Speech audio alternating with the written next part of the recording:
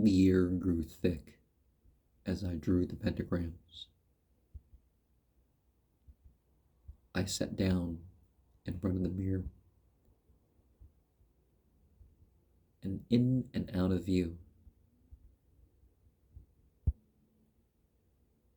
was a mesh of red and green dots all together, forming a shimmering sort of effect. And there appeared first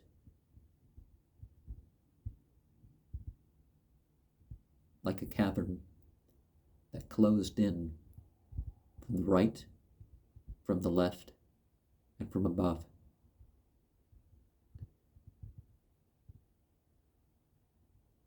And all throughout, the shimmering colors built up and eventually spilt into the room, but in between formed on my face, over each cheek, with a slight gap in between, was a mask.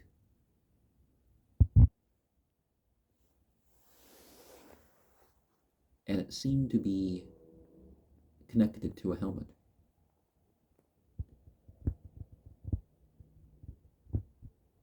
There was intense vibrating at times.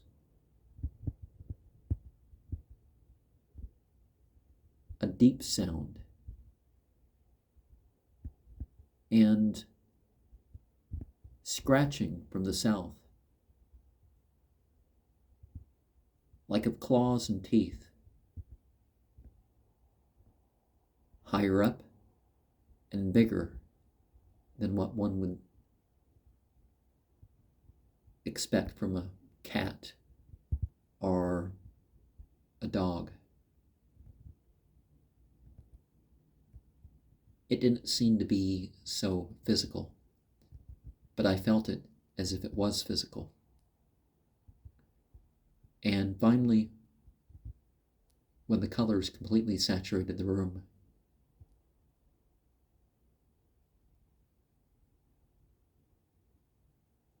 feeling comfortably numb,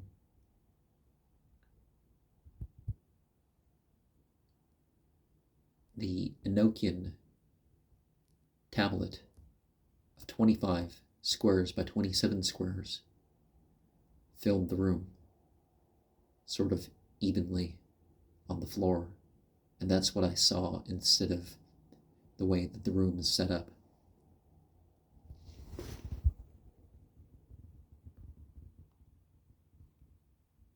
And the black cross, the center of the black cross, went from south to north.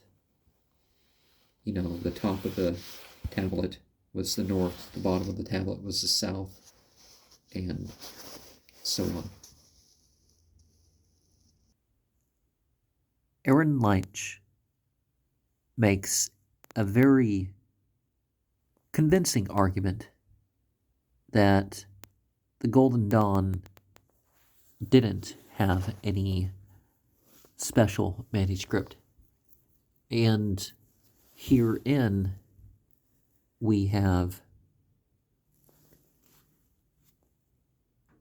it shown that they could have, with TFR and Liber Sante, say more than most would say. And there's indication that a 17th century manuscript, that's about 300 pages long or something like that, that its working out things could have also been according to that.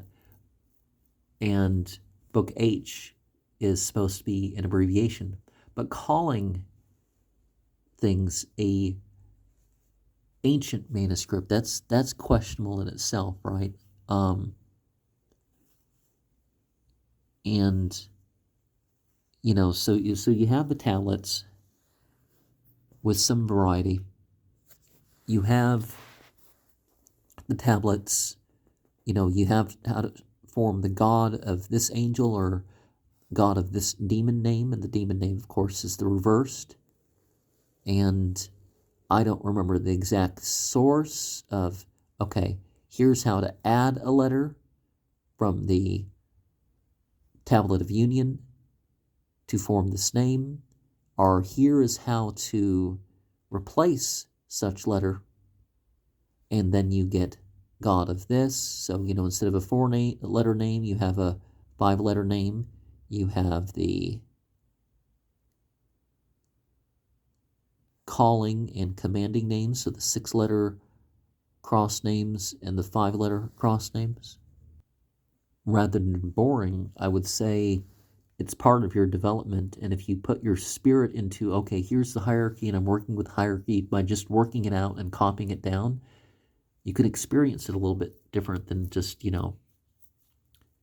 and, we're going to get into some stuff that's more relevant to how I was raised, some stuff about techniques of ecstasy that kind of led me to the idea of thinking that there's something more that I need to engage in rather than just reading the Bible and going to church.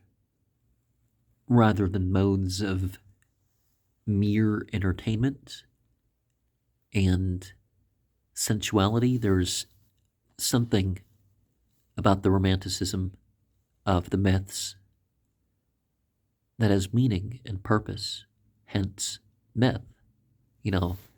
Even the Bible tells us that there's a difference between a myth and a fable. In that passage that people bring up, oh, these cleverly imagined stories full of meaning, they're really true this time, incarnate in our Lord Jesus Christ. I forget exactly where that verse is, but,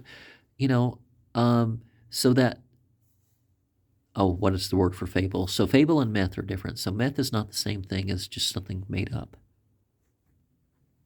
Fall-winter 1978 was when the Seventh Ray periodical was in its last issue until this came forth 20 years later in 1999, February. And it ended up being a biannual edition. At some point it was 4 times a year. We're going to throw in some comments about that, right? But I'm going to ritually reflect through these readings as well.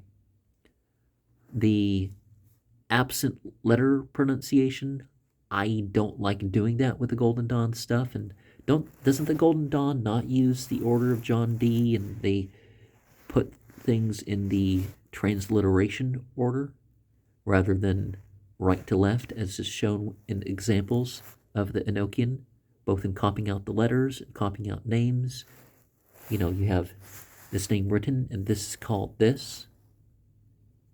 If you look at even TFR, so there was mistakes that they made that they didn't have to make because a true and faithful relation was made. Despite all the mistakes in Casaubon's transcription and his omissions, they didn't have to make the same mistakes.